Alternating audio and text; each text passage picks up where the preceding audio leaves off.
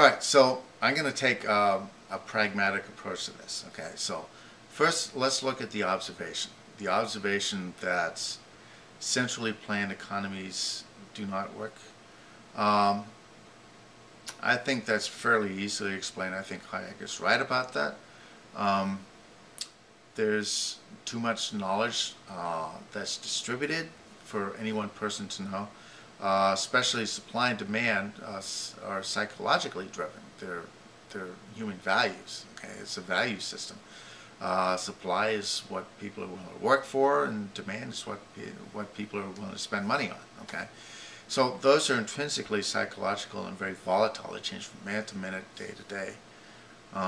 So yeah, that observation is correct.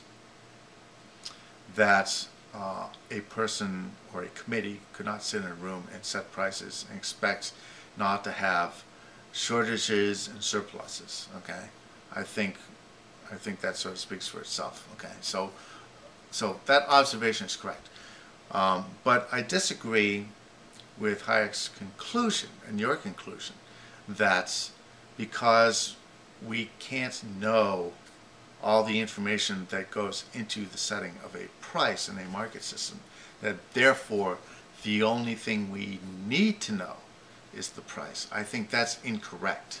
I think that is tragically incorrect. There's a lot more knowledge out there that we could apply towards setting a correct price, okay, but it's not being done today, okay, mostly because of the vast ignorance of most people. Okay, that's people can only base their decisions based upon what they know, and if all they know is the price, then there's a lot that they don't know. So this idea that the price is perfect because it applies all this human knowledge into the setting of the price. It applies values, but it doesn't apply all the knowledge that's available, because a lot of knowledge that is available most people do not have. Most people will be ignorant of. Okay,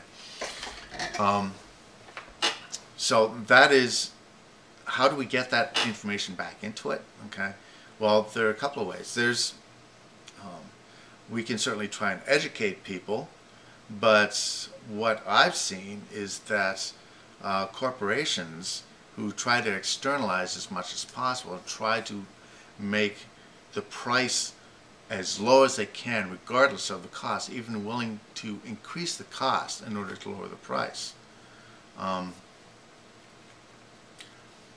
are behind a massive disinformation campaign to keep the customer as ignorant as possible. Okay, marketing and advertising is all about deceiving the customer about the cost of the product. Okay, and to increase demand. Okay, to make the customer think that the product is more valuable. You know, whoever said capitalism was the most efficient system in the country, in the world, did not take into consideration how much trash is generated by capitalism. When you look at the amount of bandwidth that's wasted on spam, when you look at the amount of paper that's thrown away that's junk mail, it's not the most efficient in terms of how much waste it generates. Okay, so I just, as an aside, I just thought I would add that. Okay, so educating the population doesn't seem to be something that's going to be feasible. It's going to cost great amounts of money, and it's basically an arms race with the corporations who want to keep the population as ignorant as possible. Okay, that's not a war we seem to be winning. Okay, the other way of doing it would be to have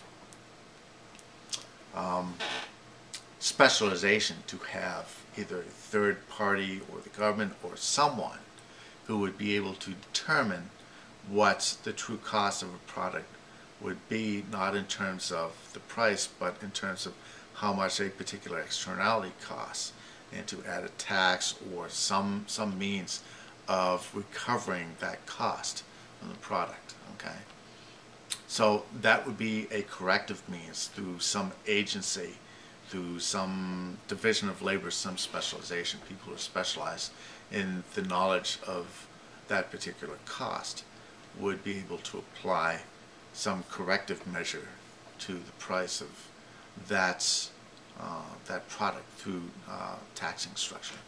So, you know,